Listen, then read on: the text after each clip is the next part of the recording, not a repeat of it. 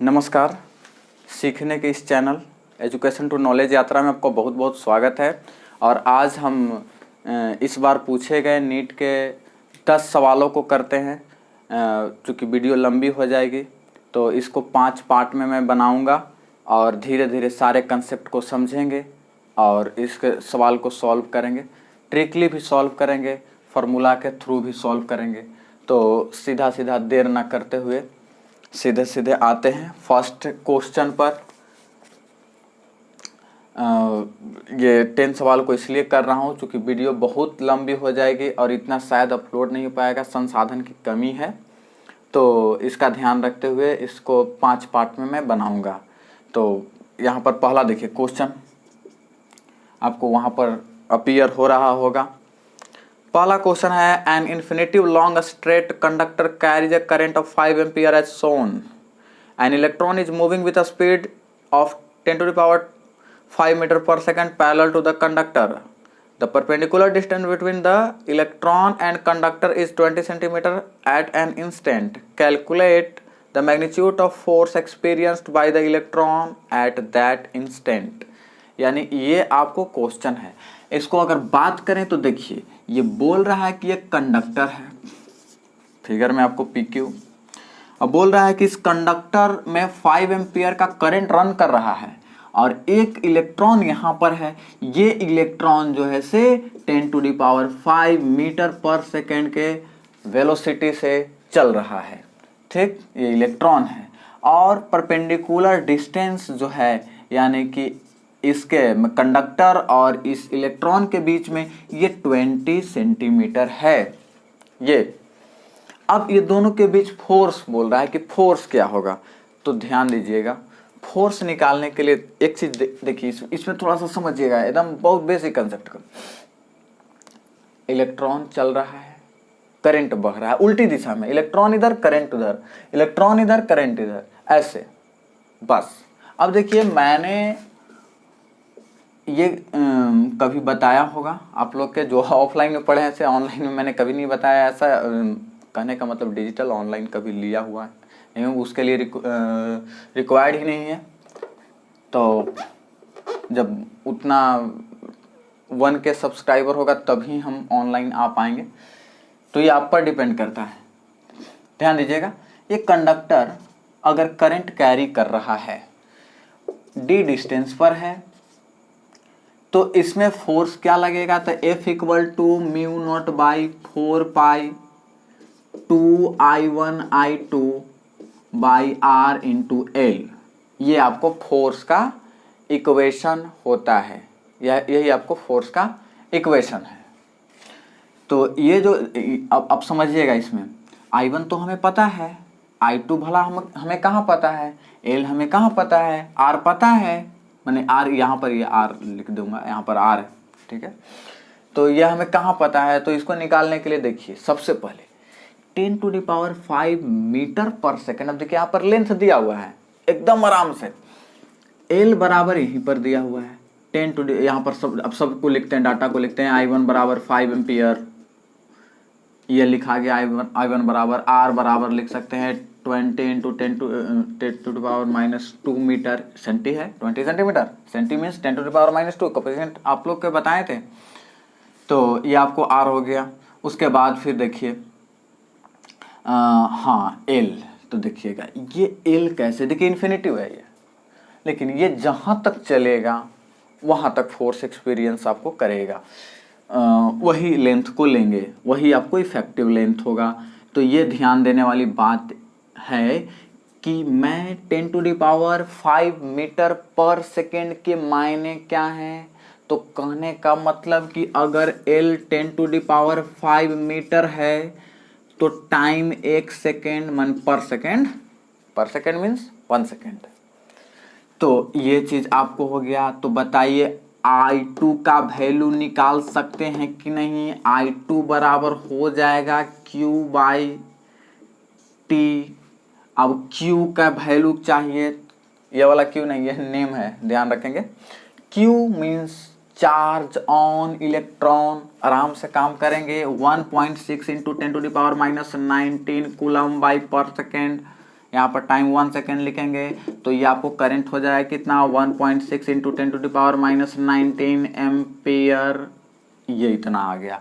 अब आराम से फोर्स की बात आ रहा है तो F बराबर क्या μ0/4π2I1I2 by R into L, ये अपना काम करेंगे। μ0/4π की वैल्यू होती है 10⁻⁷ इंटू 2I1 की वैल्यू कितनी है 5, I2 की वैल्यू कितनी है 1.6 इंटू 10⁻⁻19, उसके बाद L की वैल्यू कितनी है 10⁵ बाई नीचे R बच जाता है, R की वैल्यू हमें आ जाएगा 20 into 10⁻⁻2।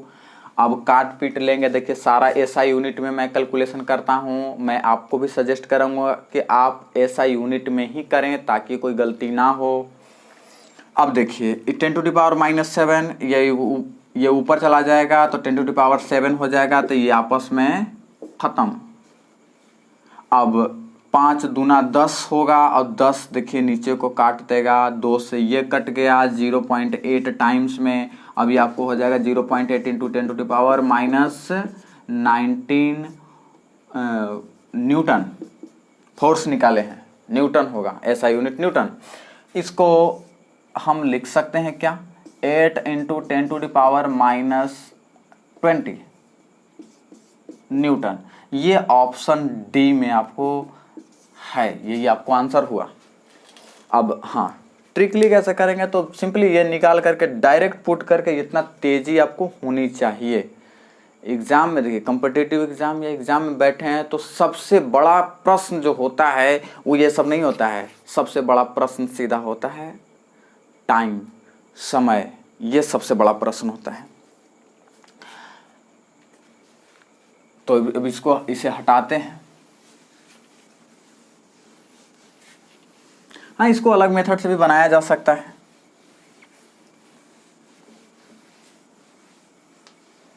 F equal to BIL करके तो फिर B की वैल्यू रखेंगे तो उससे भी बनाया जा सकता है, कोई दिक्कत नहीं है, लेकिन डायरेक्ट इससे भी करें काम चलेगा, ये आसान आपको।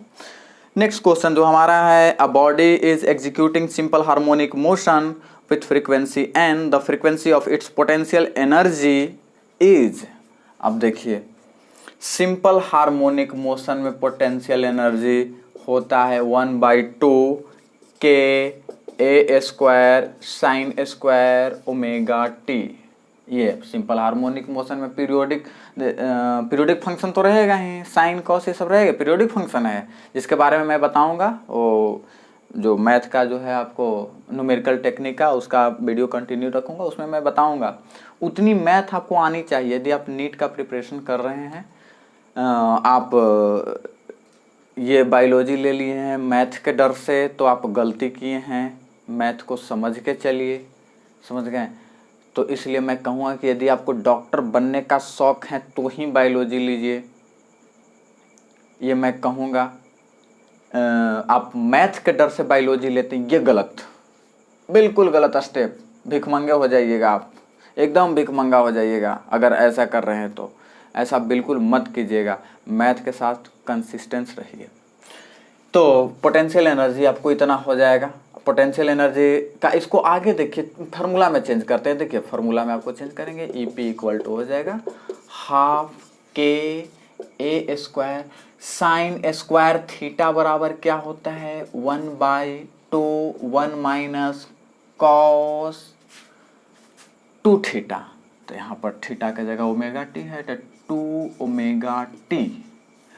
ओमेगा इक्वल टू होता है 2πn या f, 2πf, कहीं कहीं पर n भी रह सकता है और कहीं कहीं पर f भी रह सकता है। ये डिपेंड करता है कि आप कहाँ पढ़ रहे हैं, कौन सा बुक पढ़ रहे हैं, अलग अलग बुक में आपको अलग अलग मिल सकता है। तो सीधा सीधा कह रहा है कि पोटेंशियल एनर्जी का जो आपको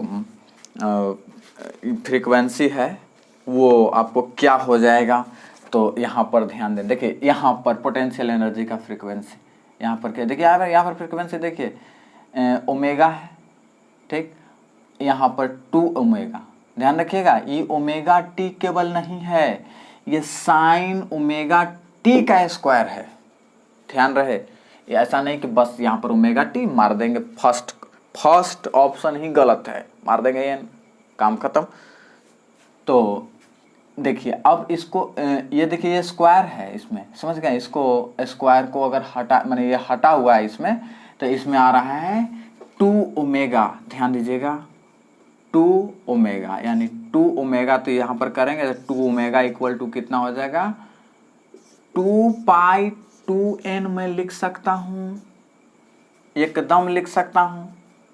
2 से इधर मल्टीप्लाई, 2 से इधर मल्टीप्लाई, 2 इसमें n से किया, यहाँ भी कर सकते हैं, कोई दिक्कत नहीं है, यहाँ करें या वहाँ करें। तो इसकी फ्रीक्वेंसी हो जाएगी 2n और ऑप्शन 2 जो हो जाएगा वो जय हिंद जय भारत हो जाएगा। उसके बाद नेक्स्ट हमारा क्वेश्चन जो है वो आपको न्यूक्लियर फिजिक्स से है। इसमें तो इसमें देखिए कह रहा है आपको a radio active nucleus x A Z, means ये देखिए नोटेशन मैं बोल नहीं सकता हूँ, यहाँ पर ध्यान दीजिएगा ए और जेड, एक्स कोई एलिमेंट है, ए उसका एटॉमिक मास है, या मास नंबर उसको कहते हैं, जेड आपको एटॉमिक नंबर है। तो ऐसे आपको रिप्रेजेंट आपको किया हुआ है। अंडरगोज स्पॉन्टेनियस डीके इन सीक्वेंस, अब सीक्वेंस भी दिया हुआ है, आप देखिए क्वेश्चन में सीक्वेंस भी आपको दिया हुआ है। ये सीक्वेंस देखिए ऐसे है, एक्स ए जेड, यहाँ से देखिएगा B बन रहा है Z-1, यहाँ से आपको C बन रहा है Z-3 हो रहा है, यहाँ से आपको D बन रहा है आपको और Z-2 हो रहा है। तो ये सीक्वेंस है। अब इसमें पूछ रहा है कि आपको atomic number of element X, उसमें atomic number of element X है, ठीक ना। पूछ रहा है आपको the possible decay particles in the sequence are, यानी जो पार्टिकल्स है क्या क्या पार्टिकल्स निकल रहा है, इसका सीक्वेंस आपको पूछ रहा है। तो देखिए सीक्वेंस देखिए कैसे कैसे, पहले कंसेप्ट को समझ लेते हैं। अल्फा बीटा गामा, ये आपको पार्टिकल्स रे है, तो इसमें समझिएगा। देखिए ऐसे सिंपली कहते हैं अल्फा पॉजिटिव होता है, डबल पॉजिटिव चार्ज, बीटा ऐसे निगेटिव होता है, गामा न्यूट्रल चार्ज होता है। तो गामा के तो बात ही हटा दीजिए, गामा ऑप्शन में नहीं है, समझ गए। हालांकि गामा रे निकले कुछ नहीं होगा, कोई दिक्कत नहीं है।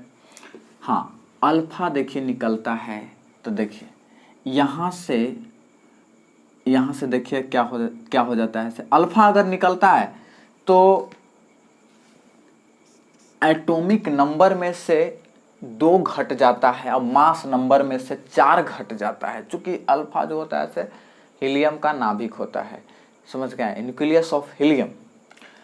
बीटा देखिए निकलता है तो ऊपर से तो कुछ नहीं होता है, यानी मास नंबर में तो कुछ नहीं होता है, लेकिन आपको एटॉमिक नंबर में 1 बढ़ जाती है, 1 बढ़ जाता है, ध्यान रखिएगा, समझ गए। तो ये इसका कंसेप्ट हो गया। अच्छा बीटा निगेटिव है, तो अगर बीटा पॉजिटिव है तो क्या होगा, तो जस्ट उल्टा होगा। इसके देखिए इसके निकलने से अगर एटॉमिक नंबर 1 बढ़ जाती है तो इसके निकलने से एटॉमिक नंबर 1 घट जाएगी, बात खत्म। तो ध्यान दीजिएगा यहाँ पर आपको एटॉमिक नंबर Z है तो घट रही है, तो पहले प्लस बीटा निकल रही होगी।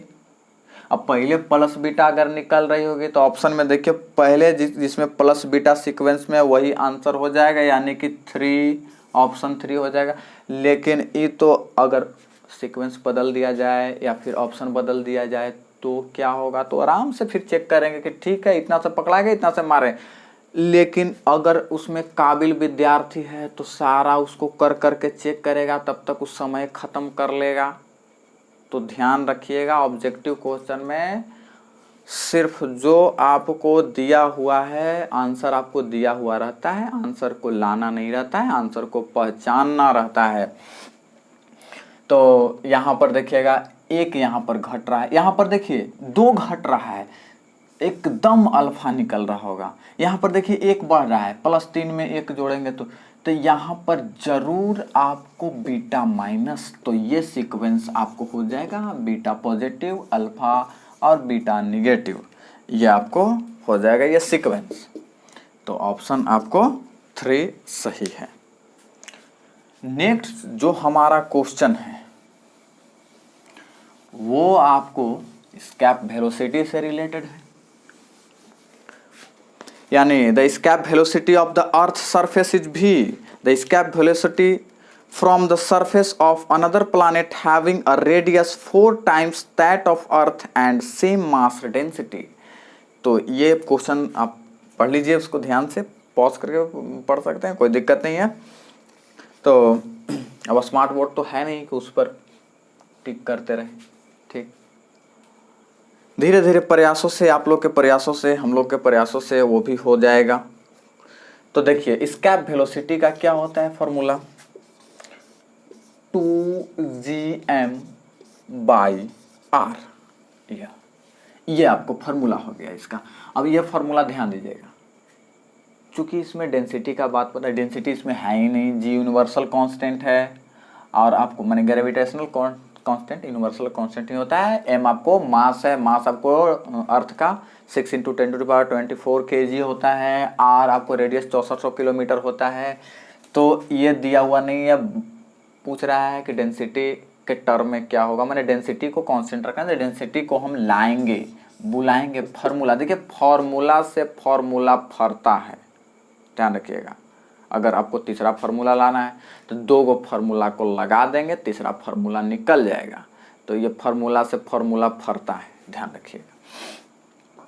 2gm हमको लाना है डेंसिटी बाई आर। देखिए मास दिया हुआ है, बट्टा में अगर वॉल्यूम दे दें, वॉल्यूम इसको बढ़ा दें तो हमको डेंसिटी मालूम हो जाएगा। वॉल्यूम बढ़ाने के लिए क्या करेंगे, अर्थ का वॉल्यूम, अर्थ गोलाकार तो पूरा नहीं है लेकिन रफली ले करके चलते हैं, समझ गए रफली।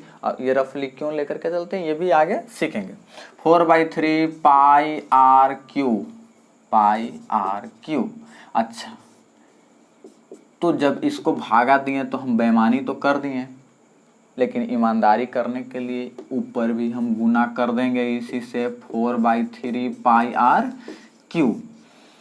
अब ध्यान देने वाली बात यह है, मास बाई वॉल्यूम, ये डेंसिटी हो गया, इसको रिप्लेस कर देंगे डेंसिटी से, और यहाँ से आर खत्म, r²।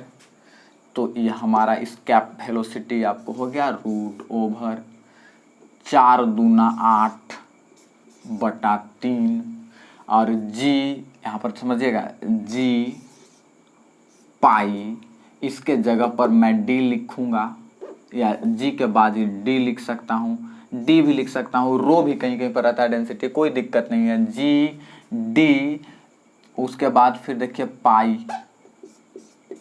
पाई और फिर r² है।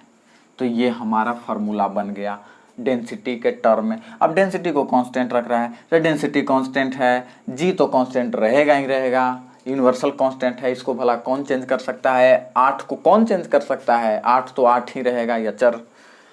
3 को कौन चेंज कर सकता है, पाई को भला कौन चेंज कर सकता है, आर को चेंज करने का बात कर रहा है क्वेश्चन में, कि आर को हम चेंज कर देते हैं 4 टाइम्स। तो ध्यान दीजिएगा ये r² है, r² का हो जाएगा आपको r 8/3 g d पाई, ये आपको। अब देखिएगा ये एस्केप वेलोसिटी का बात कर रहा है। अब देखिए इतना तो हो गया कांस्टेंट, तो v प्रोपोर्शनल r। अब r जैसे जैसे चलेगा v भी वैसे वैसे चलेगा, तो r कह रहा है कि 4 टाइम्स इंक्रीज कर देते हैं, वो प्लानेट का ज़्यादा है, तो एस्केप वेलोसिटी भी कितना हो जाएगा, 4v हो जाएगा। क्लियर, यहाँ पर वी भी कर सकते हैं, कोई दिक्कत नहीं है। E stand for escape velocity. Earth का एस्केप वेलोसिटी आपको पता है 11 लगभग 2 km/s। इतना तेजी से कस के, इतना प्रारंभिक वेग से, इतना इनिशियल वेलोसिटी से अगर ढेला फेंकें ऊपर तो धरती पर वापस आने वाला नहीं, इसको कहते हैं एस्केप वेलोसिटी, पलायन वेग। ये आपको हो गया, चौथा क्वेश्चन था ये। अब इसको हटा देते हैं, उतना तक वीडियो पॉज करके उतार लीजिएगा, कोई दिक्कत ना है उसमें। अब हाँ ये वाला ध्यान दीजिएगा। इससे पहले यदि एक क्वेश्चन देखिए गणित का पूछते हैं, एक टंकी है, ध्यान दीजिएगा, फिजिक्स और गणित का बहुत बड़ा रिलेशन है, ध्यान दीजिएगा। ये देखिए टंकी है, मान लेते हैं कि आप ही का सबमर्सिबल का टंकी है और उस टंकी में अगर पूरा फुल भरा हुआ है पानी, पूरा पानी भरा हुआ है, ठीक, और आपको ये बहुत इसका आपको ज़्यादातर आपको एकदम 99% लोग गलती मार देंगे। ये क्वेश्चन को समझिए, ये अगला क्वेश्चन इसी पर आधारित है। इसमें इस पूरा अगर भरा हुआ है, खोल दिए टोटी, इसका नॉब खोल दिए, पानी फ्लो करने लगा, पानी फ्लो करने लगा तो आपको मान लेते हैं कि 1 घंटा में, ध्यान दीजिए, 1 घंटा में ये आधा खाली, तब पूरा खाली होने में कितना घंटा लगेगा या कितना समय लगेगा?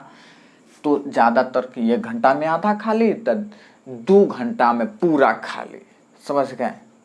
लेकिन ध्यान रखिएगा, फिजिक्स के जब आप नज़रिए से देखिएगा, सोच करके देखिएगा, तो आपको पता देखिए क्या चलेगा से। अगर पूरा लबालब भरा हुआ पानी है तो पहले खोलेंगे तो पहले हड़ाक से बहुत तेज़ी से फ्लो करेगा, तेज़ी से फ्लो कर गया 1 घंटा में आधा, और अगले 1 घंटा जो रहेगा ना उसमें इसका फ्लो धीरे धीरे डाउन होते जाएगा। फ्लो जब डाउन होगा तो 1 घंटा से ज़्यादा समय पूरा खाली होने में लग जाएगा, समझ गए, ये चीज़ है। तो ये मत समझ लीजिए कि आधा खाली होने में 1 घंटा लगता है तो पूरा खाली होने में 2 घंटा लगेगा, ये ध्यान रखिएगा, समझ गए। तो अगला जो है से, अच्छा हाँ, फर्स्ट ऑर्डर रिएक्शन इसी तरह का कुछ है, लीनियर इक्वेशन नहीं है वो, समझ गए, हम लोग लीनियर मान करके चलते हैं। और ये जो आपको है ये भी आपको मतलब कि रेडियो एक्टिव डीके, उससे आपको क्वेश्चन, तो ये बेसिक बात थी, समझ गए, इसको फिर मैं बताऊंगा डिटेल्स में।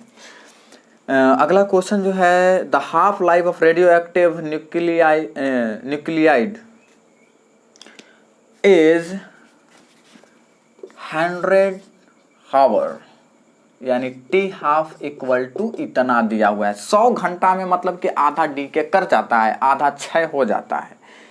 The fraction of original activity that will remain after 150 hour would be, यानी टाइम दिया हुआ है कि 1 घंटा में 100 घंटा में जो है से आधा खाली, तो 150 घंटा में वो कितना मतलब कि खाली, माने आधा बच जाता है, तो 150 घंटा अगर रहेगा तो फिर कितना बचेगा वो, समझ गए। तो ऐसा मत कह लीजिए कि ऐसे 100 घंटा में तो 200 घंटा में तो पूरा खाली हो जाएगा, तो 75%, ऐसा ना है कि मैंने ऐसे ऐसे रहे, समझ गए, इसको ऐसे नहीं कर सकते हैं। ध्यान दीजिएगा, इसका फॉर्मूला आपको देखिए क्या होता है। ऐसे आप ये पढ़ें, half life equal to 1/2 equal to होता है 0.693 बाई लेमडा। लेमडा जो है आपको डी के कांस्टेंट है, और एक फार्मूला इसका ये पढ़े होंगे, n equal to n naught e to the power minus lambda t, ये भी आप पढ़े होंगे। तो ध्यान दीजिएगा, ये जो है से ln2 का वैल्यू है, यानी t half equal to ln2, यानी कि नेचुरल लॉग है, जिसके बारे में हम आंकिक जो तकनीक है, मतलब न्यूमेरिकल टेक्निक के वीडियो में मैं आगे बताऊंगा। उसको अगर विश्वास कीजिए, उससे आप पूरा यदि देख लें, समझ गए, तो आपको उतनी गणित आ जाएगी कि आप फिजिक्स को सॉल्व कर पाएँ। बाई लेमडा ये आपको है टी हाफ, तो टी हाफ दिया हुआ है 100 आवर, 100 दिया हुआ है, तो इसको कर सकते हैं 100 equal to ln2 by lambda. ln2 by lambda तो आप निकाल सकते हैं कितना, लेमडा इक्वल टू 100 उधर जाएगा तो इतना लिख सकते हैं ln2 और 100 को 10 टू द पावर -2, तो ये लेमडा की वैल्यू हो गया, समझ गए, लेमडा की वैल्यू हो गया। अब यहाँ पर रखेंगे, हमें n/n निकालना है, तो n/n नॉट, n आपको क्या है, n आपको कह सकते हैं इंस्टेंटेनियस वैल्यू है, और n नॉट जो है से आप कह सकते हैं कि पीक वैल्यू, मैंने शुरू वाला इनिशियल कह सकते हैं। ये e to the power minus lambda, तो माइनस लेमडा की वैल्यू ये रख देंगे ln, हाँ ये ऑब्जेक्टिव तेजी से थोड़ा सा करना पड़ता है, 10 टू दी पावर -2, टी की वैल्यू कितना हो गया 0 ये आपको हो गया। अब ध्यान देने वाली बात ही है e टू द पावर देखिए e to the power minus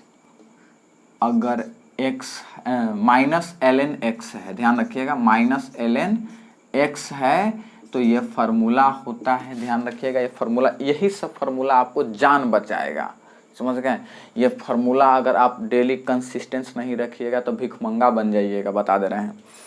तो ये आपको हो जाएगा 1/x, ये फार्मूला याद रखिएगा। अब अगर प्लस में रहे तो x, कोई दिक्कत नहीं है, प्लस में रहे तो x, माइनस में रहे तो 1/x, यानी x के पावर -1 लिख सकते हैं, कोई दिक्कत नहीं। तो यहाँ पर लिख सकते हैं क्या, इसके जगह पर ये आपको हो जाएगा 1/2 और 10 टू द पावर -2 और e अगर करें तो मतलब कि कितना 150/100, यहाँ से e खत्म, समझ गए। और 5 दूनी 10 और 5 यही 15, ये आपको 1/2 और 3/2, ये यानी 3/2 कहने का मतलब क्या, स्क्वायर रूट और स्क्वायर रूट का क्यूब अगर करेंगे इसमें तो आप कह सकते हैं कितना, मतलब पावर 1.5, ठीक।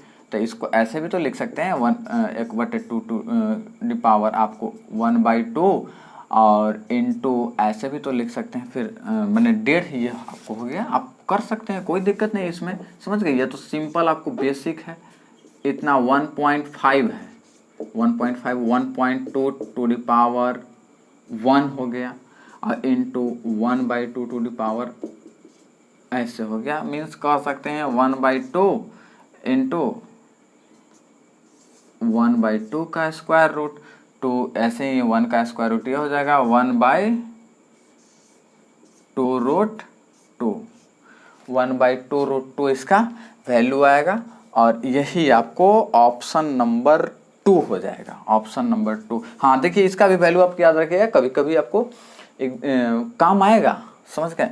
1/√2 का वैल्यू होता है 0.707, इसको 2 से भागा देंगे तो लगभग 0.35, मतलब इसके अप्रॉक्स आपको आएगा अगर पॉइंट में दे तो।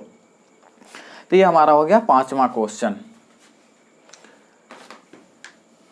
नेक्स्ट जो हमारा क्वेश्चन है वो, हाँ ये आपको नेक्स्ट क्वेश्चन तो ऑप्टिक्स से है।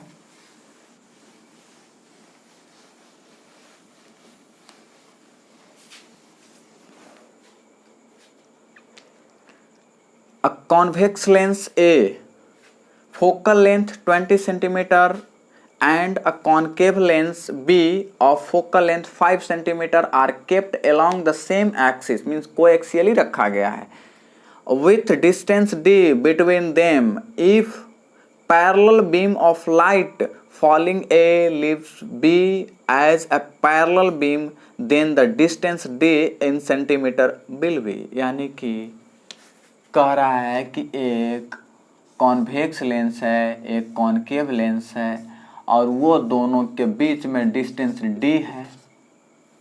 अब बोल रहा है कि यहाँ से पैरेलल लाइट बीम गया A में, इसका नाम A है, इसका B है। अब पैरेलल लाइट बीम गया तो ये क्या करेगा, कन्वर्ज करेगा। और ये फिर कह रहा है ना कि जब B से जब निकलता है लाइट तो वो भी पैरेलल रहता है टू द प्रिंसिपल एक्सिस, तो E वाली पैरेलल रहेगा, समझ गए। अब यहाँ पर ध्यान दीजिएगा, फार्मूला एक, अगर दो गो लेंस, देखिए दो गो लेंस अगर सटल है तो फार्मूला ही F इक्वल टू होता है F1 F2 और बटे F1 प्लस F2। ये फार्मूला अगर आप जानते हैं तो सही है, अच्छा बात है। और अगर यही D डिस्टेंस पर अगर है तो -D कर लेंगे, डिस्टेंस बढ़ाने से उसका पावर जो है से बढ़ते रहता है। डिस्टेंस बढ़ाएंगे, यहाँ पर देखिए डिस्टेंस अगर हम बढ़ाएंगे तो यहाँ पर इसमें से घटता चला जाएगा, इसे 0 रहेगा, समझ गए। सटाएंगे थोड़ा सा बड़ा करेंगे तो पावर इसका अलग अलग आपको होता जाएगा। देखिए इसको सटाएंगे तो थोड़ा सा अलग होगा, इसको सटाएंगे तो अलग होगा।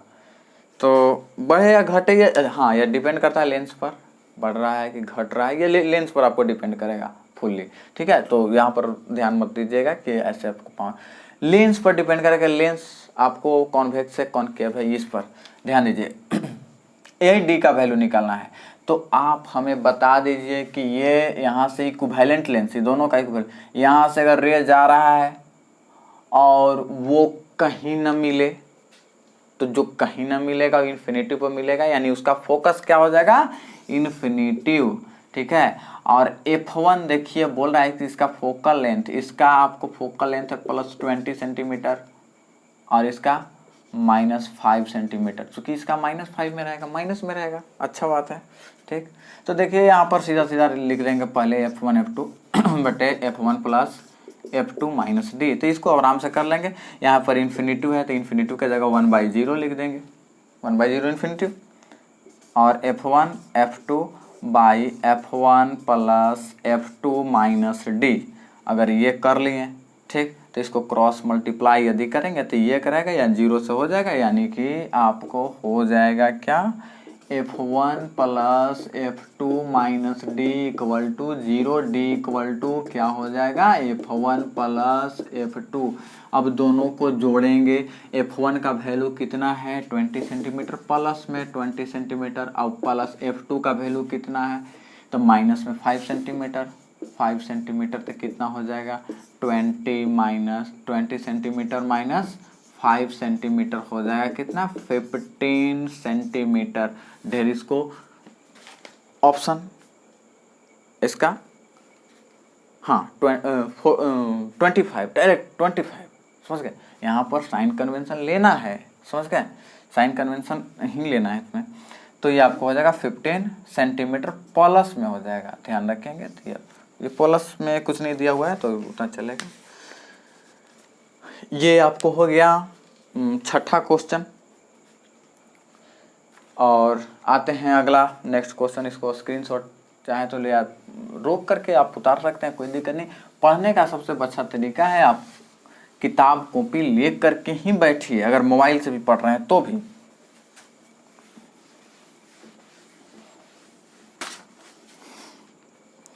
नेक्स्ट क्वेश्चन है अ कैपेसिटर ऑफ इलेक्ट्रोस्टैटिक्स से है। A capacitor of capacitance C is connected across an AC source of voltage V is given by, यानी कि V इक्वल टू दिया हुआ है V naught sine omega T. ये आपको ये AC देखिए, ये AC आपको वोल्टेज का इक्वेशन हो गया ये वाला। उसके बाद फिर है the displacement current between the plate of the capacitor would then we given by, यानी कि डिस्प्लेसमेंट करंट को निकालना है इसमें। तो देखिए आपको कैपेसिटर है, कैपेसिटर के बारे में आपको बताएंगे, डिटेल से बताएंगे, आपको प्रैक्टिकल के साथ बताएंगे।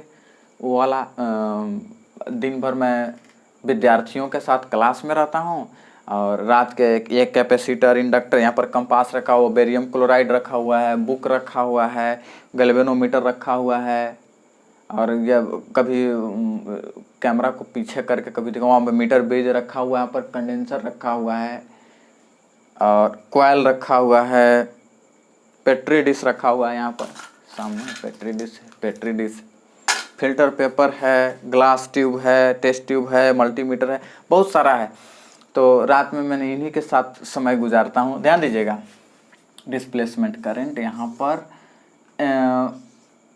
AC वोल्टेज आपको दिया जा रहा है V equal to V naught sine omega t. दो मेथड से करूँगा इसे। पहला मेथड देखिए क्या है, डिस्प्लेसमेंट करंट मीन्स क्या है, यहाँ पर कुछ नहीं है, पार होता है, समझ गए। ये वाला देखिएगा तो लगेगा कि जादू है, लगेगा कि जादू, इसका कभी प्रयोग के साथ लाएंगे तो लगेगा कि एकदम पूरा जादू जादू जादू पूरा सा, ठीक, ध्यान दीजिएगा। तो यहाँ पर हमको निकालना यही इंस्टेंटेनियस करंट, तो ध्यान दीजिएगा। कैपेसिटर में जो है आपको वोल्टेज जो है यानी करंट जो है वो 90 डिग्री लीड करता है, 90 डिग्री लीड करता है विथ वोल्टेज। तो कह सकते हैं कि वोल्टेज लैग करता है 90 डिग्री विथ करंट। तो ये आपको है, तो ऐसे I इक्वल टू देखिए क्या हो जाएगा इसका, I इक्वल टू आप ऐसे कह सकते हैं I equal to V by Z, Z impedance हो गया, ठीक। जेड मीन्स देखिए यहाँ पर तो जेड तो पूरा तो होगा नहीं क्योंकि एक ही है, तो यहाँ पर रिएक्टेंस हो जाएगा, एक्सी हो जाएगा, समझ गए। हाँ, इसके साथ अगर दूसरा अगर इंडक्टर रहता और सारा रहता तो हो जाता है जेड, कोई दिक्कत नहीं है। आर रहता तो भी, ध्यान दीजिएगा यहाँ पर समझने वाली बात है, भी बाई एक्सी का 1/ω/c। अब ध्यान देने वाली बात ये है कि I इक्वल टू भी बाई 1/ω/c, 1/ω/c एक्सी होता है, और भी का वैल्यू कितना है, यहाँ पर अगर भी का वैल्यू रखें तो वो ओमेगा सी ऊपर चला जाएगा, तो ओमेगा सी, और भी का वैल्यू को रखें तो हो जाएगा V naught sine omega T. अब मैंने क्या बताया, मैंने बताया कि ये जो करंट है वो वोल्टेज से 90 डिग्री आगे चलता है, तो ओमेगा टी में कितना जोड़ेंगे, 90 डिग्री जोड़ देंगे, तो ये क्या हो जाएगा, I इक्वल टू क्या, omega C V naught sine 90 plus omega t, यानी साइन 90 प्लस थीटा बराबर होता है कॉस थीटा। तो क्या हो जाएगा, कॉस ओमेगा टी, यानी कि इसका हो जाएगा I equal to V naught omega C cos omega t. तो ये ऑप्शन आपको हो गया 1, ऑप्शन 1 हो गया। अच्छा, वो मैक्सवेल वाला, हाँ वो भी करते हैं। मैक्सवेल वाला देखिए नियम से क्या होगा, मैक्सवेल का नियम देखिए, डिस्प्लेसमेंट करंट बोलता है आपको मैक्सवेल इलेक्ट्रोमैग्नेटिक वेव का भी कभी हम एक्सपेरिमेंट करेंगे। इलेक्ट्रोमैग्नेटिक बहुत इंटरेस्टिंग एक्सपेरिमेंट है, एकदम बहुत अच्छा लगता है, समझ गए। एक्चुअल में साइंस के डिफिनेशन में ही एक्सपेरिमेंट वर्ड आपको मिलेगा, समझ गए। कुछ एक टीचर हैं आपको यूट्यूब पर जो आपको एक्सपेरिमेंट के साथ आपको बताते हैं, जैसे वाल्टर लुइन हो गए, वो यहाँ के तो नहीं है लेकिन खैर टीचर पूरे वर्ल्ड के, मतलब ये कह लीजिए, देखिए टीचर जो है से पूरे दुनिया के लिए ही होता है, समझ गए, पूरे दुनिया के लिए ही होता है। और फिर आपको H.C. वर्मा सर को कौन नहीं जानता है, H.C. वर्मा सर हैं, वो एक्सपेरिमेंट के साथ बताते हैं।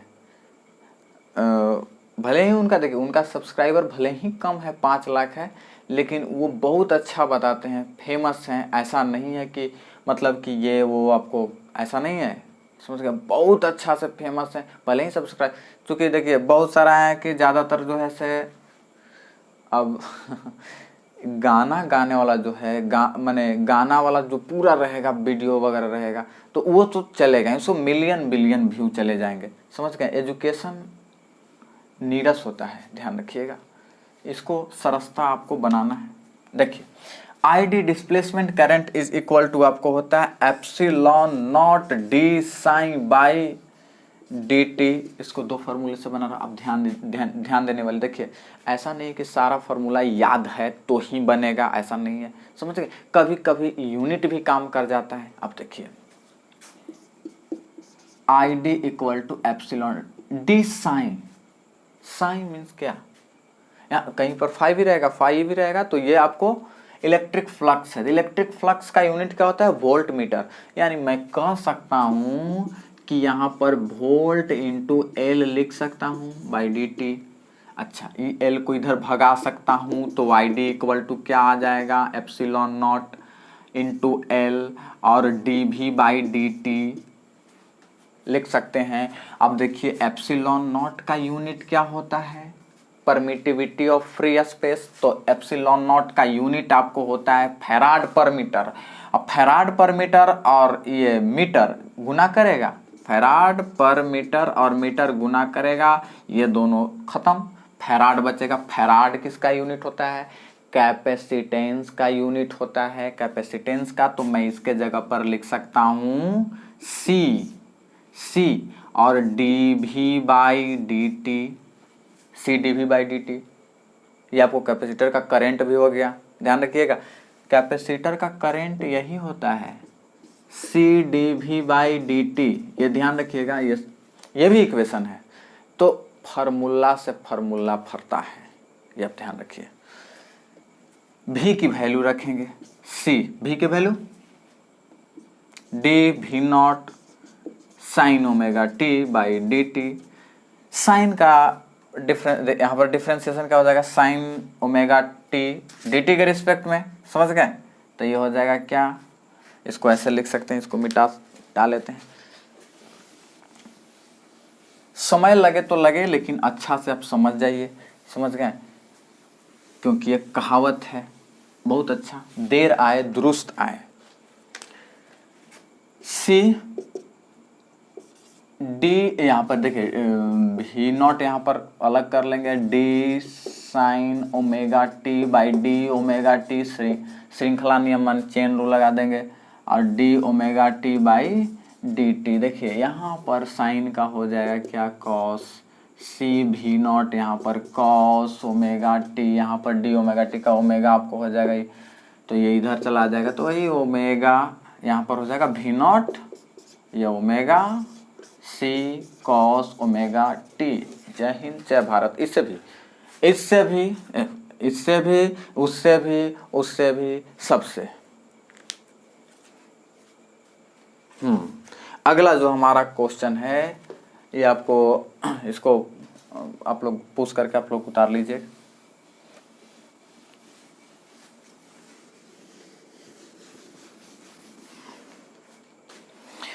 A small block slide down on the smooth inclined plane starting from a rest at time t equal to 0. Let Sn be the distance traveled by the block in the interval t equal to n minus 1 to t equal to n. Then the ratio of Sn upon Sn plus 1 is, आराम से, एकदम बहुत आराम से आपको है कि 9th class का एडवांस बुक में भी आपको रहता है, समझ गए। तो देखिए Sn इक्वल टू फार्मूला क्या होता है, u plus A by two 2n minus 1 होता है, ठीक।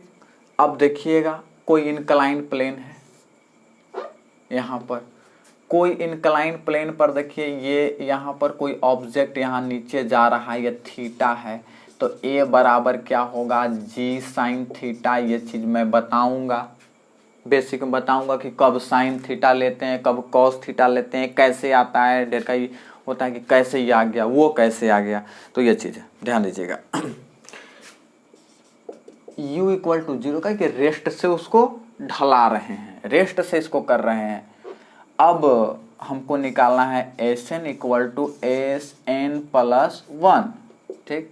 Sn इक्वल टू क्या हो जाएगा, वही u तो हमारा 0, खेल खत्म, a by two 2n minus 1 और Sn प्लस 1, तो वही Sn प्लस 1 में वही लिख देंगे, बस केवल इतना जोड़ना है, a बाई टू और फिर हो जाएगा 2 इंटू n के जगह पर फिर लिख देंगे n प्लस 1 और माइनस 1, ये आराम से कर लेंगे, यहाँ से यहाँ ख़त्म, 2n माइनस 1 बाई, इसको अगर करेंगे तो 2n प्लस 2 माइनस 1 अति हो जाएगा 2n minus 1 by 2n plus 1, option 2। जय हिंद जय भारत। ये आपको हो गया 8वां क्वेश्चन।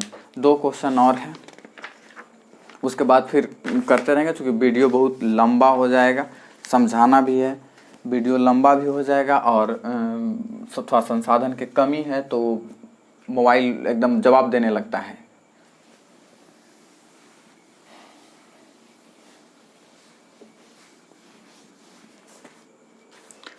इसमें है 9th question, a particles is released from the height s from the surface of the earth at a certain height. Its kinetic energy is 3 times its potential energy. The height from the surface of the earth and the speed of the particles at that instant are respectively.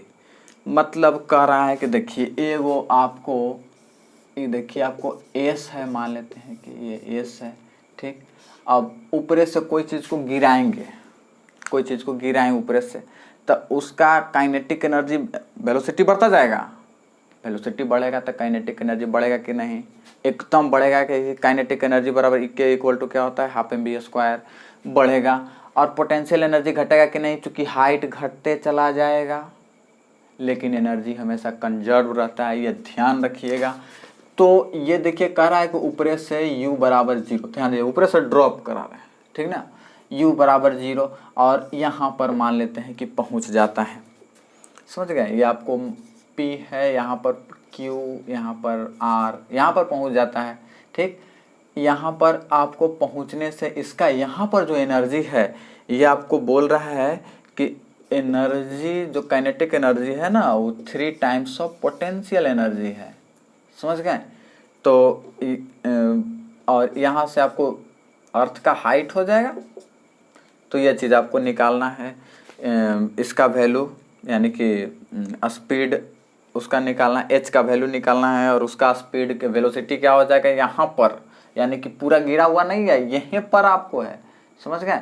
तो ये चीज़ हमको करना है। तो इसके लिए देखिए सीधा energy law of conservation of energy यानी टोटल एनर्जी, यानी कि यहाँ पर जो एनर्जी है से यानी E_K_P यानी potential energy at P plus potential energy at P यानी UP equal to potential energy यहाँ पर या काइनेटिक एनर्जी यहाँ पर प्लस पोटेंशियल एनर्जी भी लिख सकते हैं, यानी E यहाँ पर क्या लिखें P यहाँ पर Q, ठीक है, Q मिटा दिए थे, E_K_Q प्लस और यहाँ पर UQ लिख सकते हैं, ये समझ गए। अब इसमें ध्यान दीजिएगा, इसमें वैल्यू को रखेंगे, इसका होता है हाफ mv², हाफ mv के वैल्यू कितना है शुरू में 0, तो 0 का जैसे ही स्क्वायर करेंगे ये हमारा टर्म खत्म खेल। UP यहाँ पर देखिएगा, यहाँ पर ऊंचाई s है तो लिख सकते हैं mgh होता है आपको UP वो नहीं बिहार के बगल वाला राज्य नहीं, यूपी में potential energy at P equal to E_K_Q,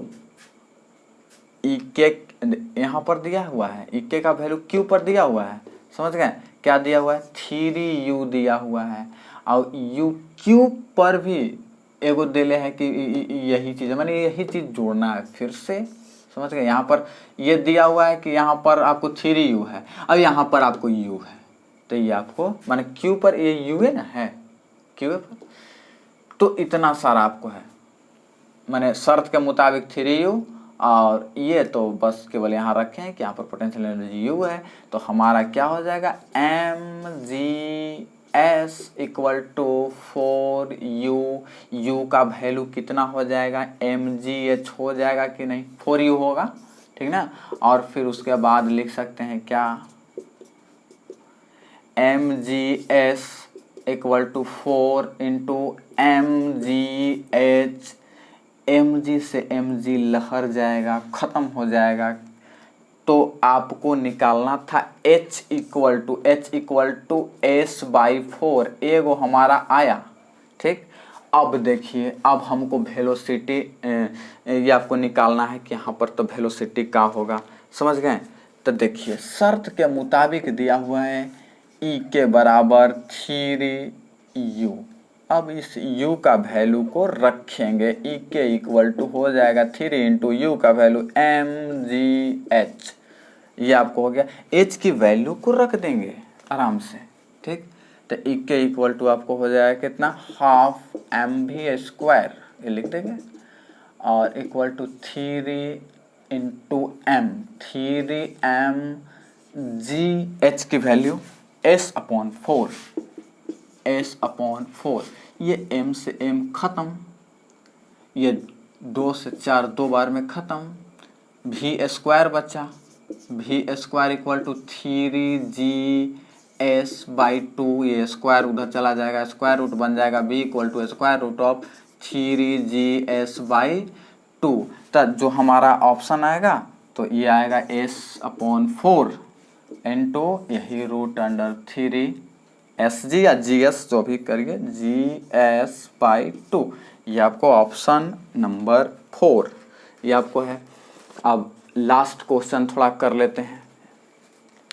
last question है हमारा, लास्ट तो नहीं है, 10th है, मैंने अगला मैंने इस क्लास का लास्ट क्वेश्चन।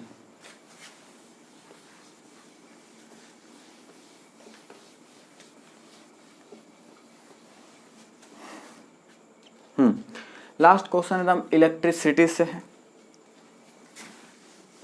इसको मैं मिटा देता हूँ। आज तो कोई ऐसा डस्टर आविष्कार नहीं हुआ इसके लिए इस पर चल सके, समझ गए। हाँ, इसमें है in a potentiometer circuit a cell of EMF 1.5 volt gives balance point at 36 centimeter length of wire. If another cell of EMF 2.5 volt replaces the first cell, then at what length of wire the balance point occurs? कहे कि मतलब कि एगो potentiometer है, एगो potentiometer है, ऐसे potentiometer का एक्सपेरिमेंट कराए नहीं है, सारा अवेलेबल है, उसको कराए नहीं, मीटर ब्रिज का कराए, उसको अपलोड नहीं कराए, जल्दी अपलोड उसको करेंगे। ये अब बोल रहा है पहले कि एगो सेल, एक सेल जो है वो 36 सेंटीमीटर पर बैलेंस होता है एगो सेल, और दूसरा का सेल जो है इसका अपना दिया हुआ है EMF 1.5 वोल्ट 1.5 वोल्ट, ठीक, और एक 2.5 वोल्ट का है, तो वो कितना सेंटीमीटर पर होगा, ये चीज करना है, वो कितना सेंटीमीटर पर। देखिए इसका सीधा सीधा फॉर्मूला होता है, डायरेक्ट फॉर्मूला पर E1/E2 equal to L1/L2, voltage drop के प्रिंसिपल पर ये काम करता है। E1 का वैल्यू 1.5 वोल्ट, E2 का वैल्यू कितना हो जाएगा 2.5 वोल्ट, 1.5 वोल्ट जो है यानी 1.5 वोल्ट बैलेंस होता है 36 सेंटीमीटर पर, 36 सेंटीमीटर। अब बाई L2 के वैल्यू निकालना है, पॉइंट से पॉइंट उड़ाएंगे, ठीक, ये आपको हो जाए कितना 15, L2 को इधर करेंगे, L2 इधर हो गया, इसको उधर करेंगे, पलटी मारेगा, 36 इंटू 36 सेंटीमीटर, बाद में सेंटीमीटर भी लिख सकते हैं, कोई दिक्कत नहीं, कैलकुलेशन करने के बाद ये उधर चला जाएगा 25/15, 15 5 25, 12 36, 12 60 सेंटीमीटर पर होगा बैलेंस। कौन? 2.5 वोल्ट वाला सेल, चूंकि ज़्यादा EMF ज़्यादा वोल्टेज पर बैलेंस होगा। ये चीज़ आपको है, यानी कि ऑप्शन नंबर A आपको राइट होगा, ठीक। तो ये हो गया 10 क्वेश्चन आपको पूरा हो गया। अगला बार में हम 11 क्वेश्चन से आगे फिर चलते रहेंगे, 10-10 क्वेश्चन के 5 को आपको में कर देंगे, 5 वीडियो में कर देंगे, 5 क्लास में कर देंगे। हाँ, ये काम कहना भूल जाते हैं, लेकिन आप लोग थोड़ा सा सब्सक्राइब, थोड़ा शेयर कीजिए, पूरा देखिए, समझ गए, ना समझ में आए कमेंट कीजिए, पूछिए। तो ये है, ठीक है, मिलते हैं फिर अगले क्लास में, तब तक के लिए जय हिंद, जय भारत।